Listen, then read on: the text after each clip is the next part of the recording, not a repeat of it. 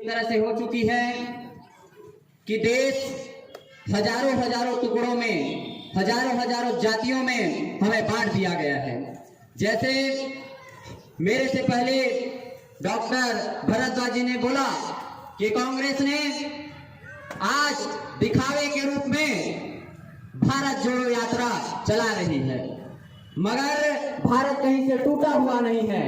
अगर इस देश में कुछ जोड़ने की जरूरत है तो लोगों को लोगों से जोड़ने की जरूरत है। जो 6,743 जाति ब्राह्मणवाद ने जिन्हें 6,743 जातियों में जिनको बांट दिया है, उन टूटे हुए समाज को इकट्ठा करने की जरूरत है। और 1984 से लेकर 2023 तक बहुजन समाज पार्टी इन टूटे हुए बहुजन समाज को जोड़ने का काम कर रही है। और इसी के दरमियान आज संडे में हम सब बहुजन समाज पार्टी के वीर सिपाही मान्यवर साहब काशीराम जी के वीर सिपाही, बाबा साहब अम्बेडकर के वीर सिपाही आपके बीच में आकर इन छोटे छोटे टुकड़ों में बटे हुए इन जातियों में भाईचारा स्थापित करके जिस बहुजन समाज को ब्राह्मणवाद ने पैरों तले दबा कर रखा था, ऐसे बहुजन समाज को शासनकर्ता जमात बनाने के लिए आज आपके बीच में हाजिर हुए हैं। हमारे मुख्य वक्ता ने कहा कि हमारे लोगों को भूलने की बीमारी है। ये बात सच है कि हमारे लोगों को भूलने की बीमारी है, और इसी वजह से आज हम बाबा साहब अम्बेडकर के संघर्षों को भूल गए। और बाबा साहब अम्बेडकर के को याद करने का अब सिर्फ एक फार्मूला हमारे समाज में रह गया है, और वो है 14 अप्रैल को। हम 14 अप्रैल को नीला गमछा लगाकर, नीला कपड़ा पहनकर मंचों में जाकर बाबा साहब का नाम लेकर जय भीम चिल्लाते हैं, और मंचों से उतरते ही गांधी के बैनर तले हम अपने ईमान का सौदा कराते हैं। चुनाव का माहौल आया है, 2023 चुनाव का माहौल आया है, और जो बाबा बाबा कहते थे, मैं दावे के साथ कहता हूं कि बाबा बाबा कहने वाले अब गांधी और बापू के गोदों में और गोडसे को गोद में बैठने का काम करेंगे। इसीलिए साथियों, मान्यवर साहब काशीराम जी ने जो सपना देखा था, ना बिकने वाला हमें बहुजन समाज बनाना है, तो ना बिकने वाला बहुजन समाज बनाने के लिए सबसे पहले हमें खुद भी अपने ईमान को नहीं बेचना है।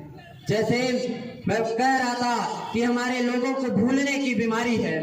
जिन लोगों ने हमें शिक्षा से दूर रखा और हमें पढ़ने लिखने बोलने सुनने का भी अधिकार नहीं था, और जिन लोगों ने हमें पढ़ने लिखने सुनने का अधिकार दिलाया, आज हम उनको भूल गए। और जिन लोगों ने अपने ग्रंथों में कहा कि शूद्रों को पढ़ने लिखने का अधिकार नहीं है, शूद्रों को अच्छा नाम रखने का अधिकार नहीं है, शूद्रों को संपत्ति में संपत्ति रखने का अधिकार नहीं है, लेकिन आज जब हम पढ़ने बैठते हैं तो सबसे पहले हम उन्हीं लोगों को याद करते हैं। हम ज्योतिबा फूले और बाबा साहब अम्बेडकर को याद नहीं करते।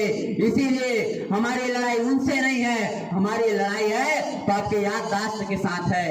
अगर आप अपने पूरे इतिहास है, उस इतिहास को अगर आप समझ गए तो हमें ऐसे मंचों में आकर बाबा साहब अम्बेडकर, महात्मा ज्योतिबा फूले और आरक्षण के जनक छत्रपति साहू जी महाराज की जीवनी को बताने की जरूरत नहीं पड़ती। अगर आपको याद होता कि पढ़ने पर आपके जीवा को काट दिया जाता था, अगर आपको याद होता कि आपके संस्कृत सुनने पर आपके कान में गर्म शीशे को पिघलाकर डाल दिया जाता था, अगर आपको याद होता कि आपकी माता बहनों को कपड़ा पहनने का अधिकार नहीं था, तब अगर आपको ये सब बात याद होता तो आज इस देश में जिन लोगों के पुरखों ने हमें हमारे खिलाफ योजना तरीके से ग्रंथों में हमारे हक अधिकार के खिलाफ लिखा, 75 साल तक वो लोग इस देश में राज नहीं कर पाते। अगर आपको याद होता कि उन जिनको पुरखों इस देश में शासन सत्ता में काबिज हैं, उनके पुरखों ने हमारे लिए क्या लिखा, तो इस देश में बहुजन समाज शासनकर्ता जमात होता। आपके बीच में आपका समाज का बेटा, हल जोतने वाला, जो कुम्हार का बेटा है, जो घड़ा बनाता है, जो लोहार का बेटा है, जो लोहा पीटता है, ऐसे समाज के बेटा आपके बीच में विधायक सांसद के रूप में स्थापित रहते, आपका मुख्यमंत्री, आपका प्रधानमंत्री होता। मगर साथियों, हमारे जो समाज के लोग हैं उन्हें भूलने की बीमारी है, और भूलने की बीमारी की वजह से जिन लोगों ने हमें गुलाम बनाया, वही लोग इस देश में 75 साल तक राज कर रहे हैं। जैसे एक जागृति गीत था। उस जागृति गीत में हमारे सोनवानी जी ने कहा कि हमारे लोग पलायन कर रहे हैं। ये सच बात है कि गांव-गांव हमारे जो लोग हैं वो जाकर भट्टी और भट्टों में मरने के लिए मजबूर हो गए हैं, क्योंकि उनको 2 वक्त का रोटी भी नहीं नसीब होता। लेकिन जब मान्यवर साहब काशीराम जब इस छत्तीसगढ़ की भूमि में जब पहला जिला में आए तो मान्यवर साहब काशीराम ने इस छत्तीसगढ़ की संपदा को देखते हुए उन्होंने कहा कि मुझे अब इस देश का प्रधानमंत्री बन जाना चाहिए, क्योंकि उन्हें मालूम है कि छत्तीसगढ़ के जमीन के अंदर इस तरह से जैव उर्वरक है कि इस पूरे छत्तीसगढ़ के साथ साथ पूरे भारत को छत्तीसगढ़ चला सकता है। इतना जैव उर्वरक इस छत्तीसगढ़ की धरती के अंदर है। मगर जो ब्राह्मणवादी लोग हैं इन जमीनों को ब्राह्मणवादी जो सत्ता में बैठे हैं उनके हाथों में देने का काम करते हैं, अपने दोस्तों को देने का काम करते हैं, अपने रिश्तेदारों को देने का काम करते हैं। मगर इस जो बहुजन समाज है जिसे आज के दरमियान में हम अनुसूचित जाति अनुसूचित जनजाति पिछड़ा वर्ग कहते हैं, वो समाज भट्टी और भट्टों में जाकर अपनी जिंदगी खाक करने में लगा हुआ है। इसलिए साथियों, अपने जो इतिहास है उस इतिहास को समझिए। आज देश की परिस्थिति ऐसी हो चुकी है कि हमारे लोग 2 वक्त की रोटी खाने के लिए उनको 2 वक्त की रोटी नहीं मिल पा रहा है। इसलिए इस देश में हमारे जो बहुजन समाज है उसे हक अधिकार मान सम्मान कब मिलेगा? उसे हक अधिकार मान सम्मान तब मिलेगा जब इस देश में जो किसान का बेटा है, जो गरीब का बेटा है, जो समाज के मजदूर का बेटा है वो इस देश के शासन सत्ता में जाएगा, जो गरीब लाचार है उसका बेटा शासन सत्ता में जाएगा, तब हमें मान सम्मान हक अधिकार मिल पाएगा।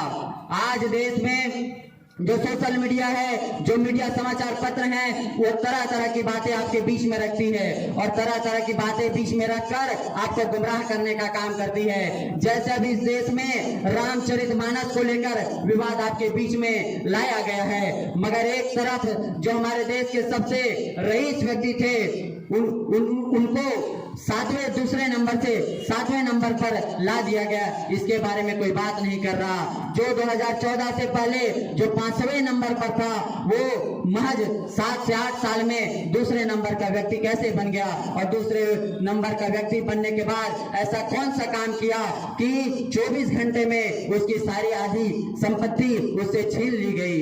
इसीलिए साथियों, गुमराह नहीं होना है, हमें गुमराह नहीं होना है, बल्कि जो मान्यवर साहब काशीराम जी ने जो रास्ता बताया है, जिन्होंने संगठन और झंडा दिया है, इस झंडे और डंडे को मजबूत करके इस देश में अपनी शासन सत्ता काबिज करने हैं। इन्हीं सब बातों के साथ, आशा विश्वास के साथ कि आप सब इस आंदोलन में शामिल होंगे, मैं अपनी वाणी को यही विराम देता हूं। आप सबको बहुत बहुत धन्यवाद।